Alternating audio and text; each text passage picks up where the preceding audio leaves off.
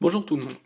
Donc au programme de cette séance, vous avez deux activités à faire. Donc je vous ai mis aussi sur Pronote la correction par l'ENT, je me rappelle plus, la correction du contrôle de la semaine dernière. Donc si vous me l'aviez envoyé, je vous ai fait un retour par mail. Si vous ne l'avez pas envoyé, donc pensez à travailler cette correction pour, pour vous entraîner, puisque ça correspond bien à l'exercice 2 que vous aurez lors de l'examen du bac, soit cette année, soit l'an prochain, en fonction de quelle spécialité vous conservez.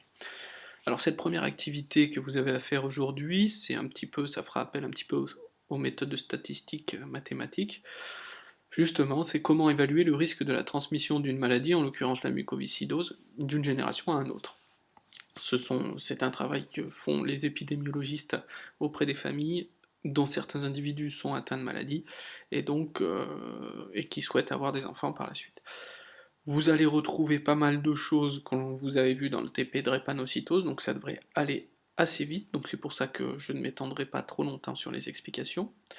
Vous avez donc le cas d'une famille, pardon, dont certains individus de cette famille sont atteints de mucoviscidose, les individus malades sont en bleu, les garçons en carré, les femmes en rond, et le fœtus en losange, l'enfant à venir.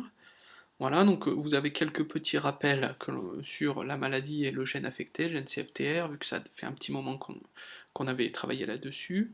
Vous avez quelques petits rappels sur la notion d'homozygote et hétérozygote, que je remettrai dans la leçon également.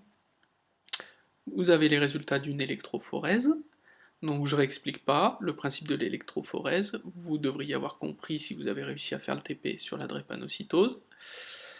Voilà, les questions sont les suivantes, donc des questions qui sont relativement, on va dire, qui sont souvent les mêmes dans ce type d'exercice, mais pour lesquelles il faut savoir répondre et justifier correctement.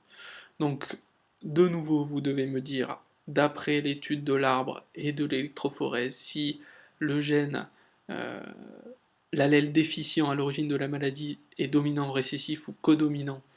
Alors la notion de codominance, c'est est-ce qu'il n'y en a pas un qui domine l'autre, et donc les deux vont s'exprimer.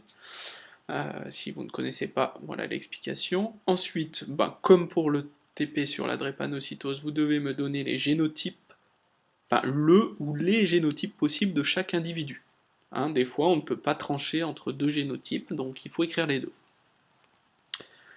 Voilà, alors vous justifiez une fois par type de génotype, et après,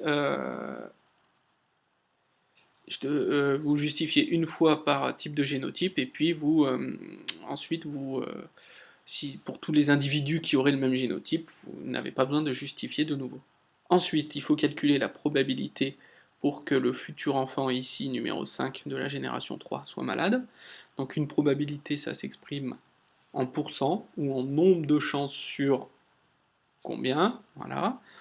Donc là, vous pouvez faire un petit tableau, etc., pour y répondre, pour savoir quel gamète sera donné par le père, par la mère, combien de pourcentage de chances de transmettre tel allèle, voilà, donc je vous laisse réfléchir.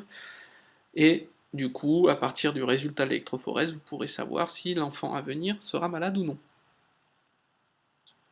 Voilà, ici vous avez un petit document qui vous rappelle comment se fait la transmission des gamètes, donc à vous de faire, donc ça c'est un document général pour un allèle quelconque, avec un gène qui s'exprime sous deux versions, deux allèles, grand A, petit a, à vous de faire l'analogie avec notre exercice, grand M, petit m, et vous devriez y arriver sans problème.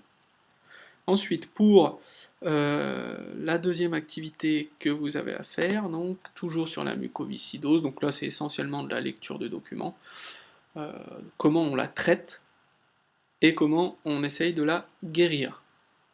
Donc je vous laisserai lire tout ça, les questions sont relativement simples.